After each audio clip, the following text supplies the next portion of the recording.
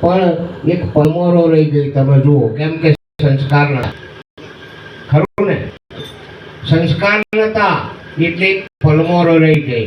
એટલે સંસ્કારની જરૂર છે મહારાજ, વિવેકની જરૂર છે મહારાજ. હાલી છે સમજણ, હાલી છે શું હાલી છે?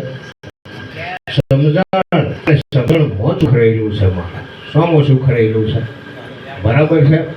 તમે તો હતા જ હતા, પણ કોઈ હગાએ એવું ના કહ્યું તમે આ છો. કહ્યું ફરિયાવાળાએ ના કહ્યું, ગોમવાળાએ ના કહ્યું, કુટુંબવાળાએ ના કહ્યું, કોઈએ ના કહ્યું.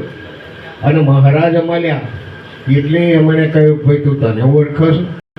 લોકો ના બધા જગતને ઓળખો છો, પણ હું મને ઓળખતો નહીં એ તમે કહો.